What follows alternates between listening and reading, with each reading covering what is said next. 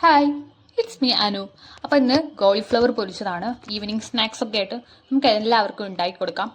അപ്പം ഞാനിന്ന് കോളിഫ്ലവർ പൊരിക്കാം. ആദ്യം ഈ കോളിഫ്ലവർ കേക്ക് വൃത്തിയാക്കിയിട്ട് ചൂടുവെള്ളത്തിൽ ഒരു 10 മിനിറ്റ് ഇട്ട് വയ്ക്കുക. മഞ്ഞൾപ്പൊടിയൊക്കെ ഇട്ടിട്ട് അതവിടെ മാറ്റി വെച്ചിട്ട് നമുക്ക് ഒരു പാത്രം എടുത്തിട്ട് അതിലേക്ക് മൈദ, കടലപ്പൊടി, അരിപ്പൊടി, കോൺഫ്ലവർ ഇടുക ആൻഡ് കായപ്പൊടി, മഞ്ഞൾപ്പൊടി, കാശ്മീരി മുളക് പൊടി, ഉപ്പ് എരിവിനനുസരിച്ചിട്ട് നമുക്ക് കാശ്മീരി മുളക് പൊടി തന്നെ മതി. ഉപ്പും ചേർത്തിട്ട് നല്ല രീതിയിൽ കൈകൊണ്ട് തന്നെ ആ പൊടികളെ നല്ല രീതിയിൽ മിക്സ് ആക്കുക. കട്ടയൊക്കെ ഉണ്ടെങ്കിൽ എന്തായാലും കടലപ്പൊടിയിലൊക്കെ ചെറിയ ചെറിയ കട്ടകളൊക്കെ ഉണ്ടാവും. അപ്പോൾ അതൊക്കെ ഒഴിവാക്കിയിട്ട് നല്ല രീതിയിൽ മിക്സ് ആക്കുക. എന്നിട്ട് ആവശ്യത്തിനനുസരണം വെള്ളം ചേർന്നിട്ട് നല്ലൊരു പേസ്റ്റ് രൂപത്തിൽ കുഴയ്ക്കാം. അപ്പോൾ ഇത്തിരി ഉപ്പ് കുറവാണ്, ഞാനൊന്ന് നോക്കി ടേസ്റ്റ് നോക്കിയപ്പോൾ ഉപ്പ് കുറവായതുകൊണ്ട് ഇത്തിരി ഉപ്പ് ഇട്ടു. അപ്പം നല്ല രീതിയിൽ പേസ്റ്റ് ആക്കി. അപ്പം ചൂടുവെള്ളത്തിലിട്ടത് കോളിഫ്ലവർ മാറ്റി വെച്ചതാണിത്.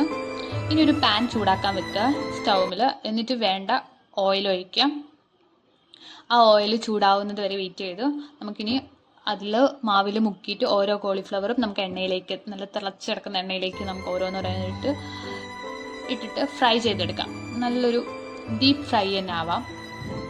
നല്ല രീതിയിൽ വറുത്ത് കോരിയെടുക്കാം.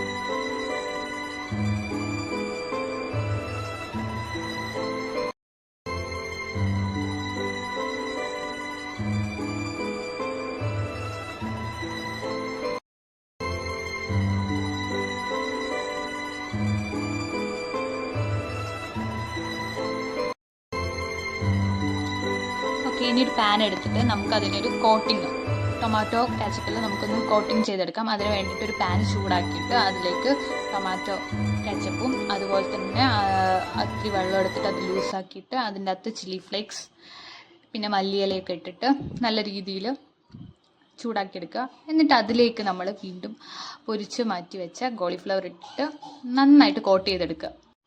അപ്പോൾ ഇങ്ങനെ ടൊമാറ്റോ കെച്ചപ്പിൽ കോട്ട് ചെയ്തെടുക്കുമ്പോൾ നല്ലൊരു ടേസ്റ്റാണ്. അപ്പോൾ ഇതെല്ലാവരും ട്രൈ ചെയ്ത് നോക്കണം. ഒരു ഈവനിങ് സ്നാക്കായിട്ട് എല്ലാവർക്കും ഇഷ്ടപ്പെടും. എല്ലാവരും ട്രൈ ചെയ്ത് നോക്കണം. എൻ്റെ ഈ ചാനൽ ആദ്യമായിട്ടാണ് കാണുന്നതെങ്കിൽ ഒന്ന് സബ്സ്ക്രൈബ് ചെയ്യണേ. എല്ലാവരും കണ്ടിട്ട് ഇതിൻ്റെ അഭിപ്രായം പറയണം. ഇനി അടുത്ത റെസിപ്പിയും കാണാം. ബൈ.